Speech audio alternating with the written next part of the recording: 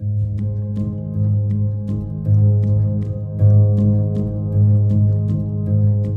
year was going to be a special year for many couples, families, and their friends around the world. For me, 3 of my friends were to be married, with weddings in London in June, in New York in August, and in Sydney at Christmas. But because of COVID-19, none of those celebrations will go ahead as planned. Town halls, churches, and other places of worship are still closed, their families won't be able to fly in, and social distancing means large groups of people can't gather in one place. The outbreak in Wuhan meant many Chinese couples also had to delay their weddings. But last month, on May 20th, some of those couples went ahead in the best way they could. In Chinese, May 20th is 5/20, which, if you say it out loud, sounds like 我爱你, meaning I love you. That was why this date is special for weddings.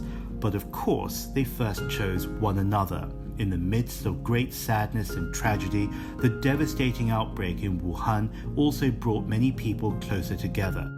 Chen Ying is a nurse who traveled over 400 miles from China's Zhejiang province to join the front lines in Wuhan. Separated from her fiancé and facing life and death in her work, they agreed to wed as soon as the outbreak came under control. This picture went viral, Chen Ying and her fiancé divided by the glass of an isolation ward. On May 20th, they finally got married. There are other stories that express love in a time of COVID-19. On May 20th, 100 couples said I do in a live virtual experience.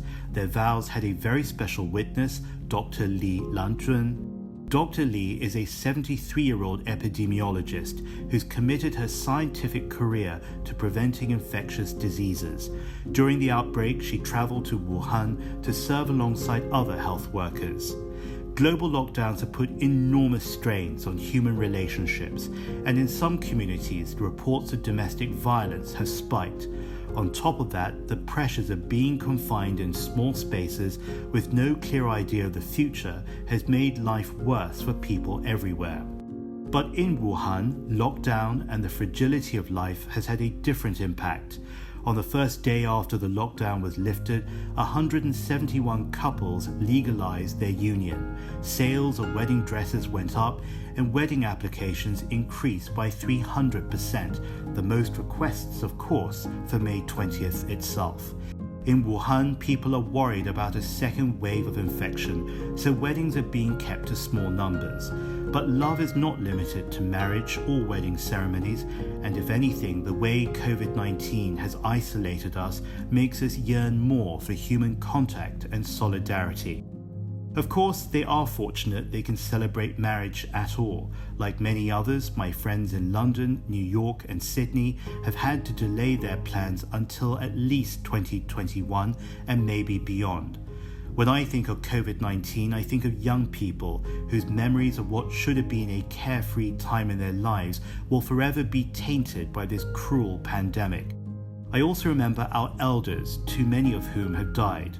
They have much to teach us about compassion, like Captain Tom Moore, who walked up and down his garden in England to raise funds for the Public Health Service. And this older couple in Wuhan, who were both infected and have stayed by each other's side ever since their diagnosis. COVID-19 has transformed the world we knew, but the human spirit has proven to remain strong as ever. I'm James Chow. From all of us at the China Current, take good care. The China Current continues its special coverage on the coronavirus outbreak.